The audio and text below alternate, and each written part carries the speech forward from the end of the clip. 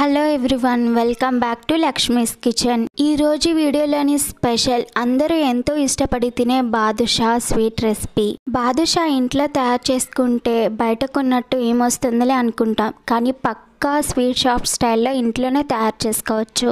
Sweet shop స్టైల్లో same టేస్ట్తో ఎలా చేసుకోవాలో నేను ఇప్పుడు ఈ వీడియోలో చూపించబోతున్నాను. అసలు వంట రాని వాళ్ళు కూడా ఈ వీడియోని చూసి ఈజీగా చేసేస్తారు. స్వీట్ షాప్ స్టైల్లోని సేమ్ టేస్ట్తోనే వస్తుంది. ఇంకా లేట్ చేయకుండా ఎంతో ఈజీగా ఈ రెసిపీని ఎలా తయారు చేసుకోవాలో చూసేద్దాం. దానికోసం ముందుగా ఒక మిక్సింగ్ బౌల్ తీసుకొని అందులో 2 కప్పుల వరకు మైదాను వేయండి. అందులోనే ఒక చిటికెడు వరకు ఉప్పుని కూడా వేయండి. అందులోనే 1 స్పూన్ వంట సోడా, 1 స్పూన్ బేకింగ్ పౌడర్ని వేసి కలపండి. ఇలా ఒకసారి బాగా కలుపుకున్న తర్వాత మైదా తీసుకున్న కప్పుతోనే 1 కప్పు వరకు డాల్డాను వేయండి. డాల్డా వేసిన తర్వాత బాగా కలుపుకోండి. డాల్డా వేయడం వల్ల సేమ్ స్వీట్ షాప్ స్టైల్లో వస్తుంది. డాల్డా వేసి కలపడం వల్ల బాదుషాలు పొరలు పొరలుగా ఎంతో టేస్టీగా వస్తాయి. డాల్డాతో కలుపుకున్న తర్వాత కొంచెం వాటర్ పోసుకొని కలుపుకోండి. వాటర్ని ఒకేసారి ఎక్కువ పోయకండి, కొంచెం కొంచెం పోసుకుంటూ కలపండి. పిండి మొత్తం కలుపుకొని ఇలా ఒక ఉండలాగా చేసుకొని పైన మూత పెట్టుకొని ఒక అరగంట సేపు పక్కన పెట్టుకోండి. కాసేపటి తర్వాత చూస్తే పిండి కొంచెం గట్టిపడి ఉంటుంది. అప్పుడు మళ్ళీ ఇంకొకసారి పిండిని బాగా కలపండి. పిండిని ఎంత బాగా కలుపుకుంటే బాదుషాలు అంత టేస్టీగా, అంత పర్ఫెక్ట్ గా వస్తాయి. ఇక్కడ చూపిస్తున్న విధంగా పిండిని 2 ఉండలుగా డివైడ్ చేసుకొని ఒకదానిపైన ఒకటి పెట్టుకొని కలుపుకోండి.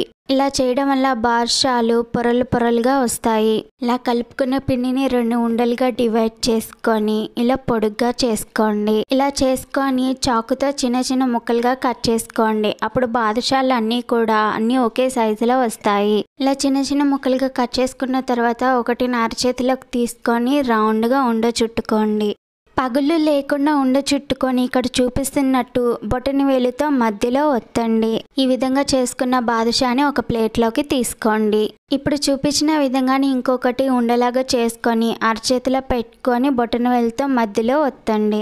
ఇదే విధంగా మిగిలిన పిండితో కూడా ఇలా బాదుషాలు చేసుకొని ఒక ప్లేట్లోకి తీసుకొని పక్కన పెట్టుకోండి. ఆ తర్వాత ఇంకొక కళాయి తీసుకొని అందులోకి 2 కప్పుల వరకు పంచదారని తీసుకోండి. పంచదార తీసుకున్న కప్పుతోనే 1 కప్పు వరకు వాటర్ పోసి పంచదార కరిగేంత వరకు కలుపుకోండి. అందులో కొంచెం యాలక్కాయలను దంచి వేసి పాకాన్ని పట్టుకోండి. పంచదార మొత్తం కరిగిన తర్వాత అందులోకి కొంచెం ఎల్లో ఫుడ్ కలర్ని వేయండి. మీకు ఫుడ్ కలర్ ఇష్టం లేకపోతే స్కిప్ చేసేయండి. మీకు సేమ్ స్వీట్ షాప్ స్టైల్లో కావాలంటే కొంచెం ఫుడ్ కలర్ని కలుపుకోండి. ఆ తర్వాత అందులోకి 1 అర చెక్క నిమ్మరసాన్ని పిండి వేయండి. ఇలా నిమ్మరసం వేయడం వల్ల పాకం తొందరగా గట్టి పడకుండా ఉంటుంది. మరీ ఎక్కువ ముదురు పాకాన్ని పట్టకండి. గులాబ్ జామ్ పాకం కంటే కొంచెం ఎక్కువ వస్తే సరిపోతుంది.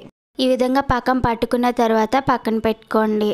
ఆ తర్వాత పొయ్యి మీద వేరే ఇంకో కళాయి పెట్టుకొని అందులో నూనె పోసుకొని కొంచెం వేడి చేసుకోండి. నూనెని మరీ ఎక్కువగా వేడి చేయకండి. స్టవ్ని లో ఫ్లేమ్లోనే పెట్టుకొని ముందుగా చేసి పెట్టుకున్న బాదుషాలని ఒక్కొక్కటిగా వేయండి. బాదుషాలు ఆయిల్లో వేసిన తర్వాత అవి పైకి తేలేంత వరకు లో ఫ్లేమ్లోనే పెట్టుకోవాలి. బాదుషాలు అన్నీ కూడా పైకి తేలిన తర్వాత హై ఫ్లేమ్లో పెట్టుకొని ఫ్రై చేసుకోవాలి. ఇలా చేయడం వలన బాదుషాలు లోపలంతటి వరకు ఆయిల్ వెళ్ళి క్రిస్పీగా ఫ్రై అవుతాయి. బాదుషాలు అన్నీ ఒకేసారి ఎక్కువగా వేయకండి, కొన్ని మాత్రమే వేయండి, ఎందుకంటే అవి డబల్ సైజులో పొంగుతాయి. ఫ్రై అవడానికి వీలైనన్ని బాదుషాలను వేసి గోల్డ్ కలర్ వచ్చేంత వరకు ఫ్రై చేయండి. చూసారు కదా, ఈ బాదుషాలు అన్నీ కూడా డబల్ సైజులో పొంగి ఎలా ఫ్రై అయ్యాయో. ఇలా ఫ్రై అయిన తర్వాత ఆయిల్లోంచి తీసి ఒక ప్లేట్లోకి తీసుకోండి. ఇలా ఒకసారి ఫ్రై చేసిన తర్వాత ఆయిల్ బాగా వేడిగా ఉంటుంది. అప్పుడు ఇంకొకసారి మనం మిగిలిన బాదుషాలని ఫ్రై చేయకూడదు.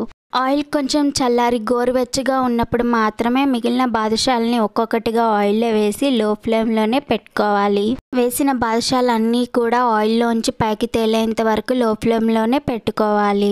ఆయిల్లోంచి పైకి తేలిన తర్వాత స్టవ్ని హై ఫ్లేమ్లో పెట్టుకొని బాదుషాలని 2 వైపులా తిప్పుకుంటూ ఫ్రై చేసుకోవాలి. బాదుషాలన్నీ కూడా క్రిస్పీగా గోల్డ్ కలర్ వచ్చేంత వరకు ఫ్రై చేసుకోండి. గోల్డ్ కలర్లోకి వచ్చిన తర్వాత ఆయిల్లోంచి తీసి ఒక ప్లేట్లోకి తీసుకోండి. ఆ తర్వాత ముందుగా చేసి పెట్టుకున్న పంచదార పాకంలో ఈ బాదుషాలని ఒక్కొక్కటిగా వేయండి. పంచదార పాకం గోరువెచ్చగా ఉన్న అయినప్పుడు మాత్రమే బాదుషాలని వేయండి. అప్పుడే బాదుషాలు పంచదార పాకాన్ని పీల్చుకుంటాయి. ఈ బాదుషాలని పంచదార పాకంలో ఎక్కువగా ఉంచకండి. కేవలం ఒక్క నిమిషం పాటు మాత్రమే ఉంచి తీసేయండి. ఎక్కువసేపు ఉంచితే పాకం ఎక్కువగా పీల్చేసుకొని బాదుషాలు మెత్తబడిపోతాయి. 1 నిమిషం పాటు బాదుషాలని పాకంలో ఉంచి ఆ తర్వాత ఇంకో ప్లేట్లోకి తీసుకోండి. అదే విధంగా మిగిలిన బాదుషాలన్నిటిని కూడా పంచదార పాకంలో వేసి పంచదార పాకాన్ని పట్టించండి.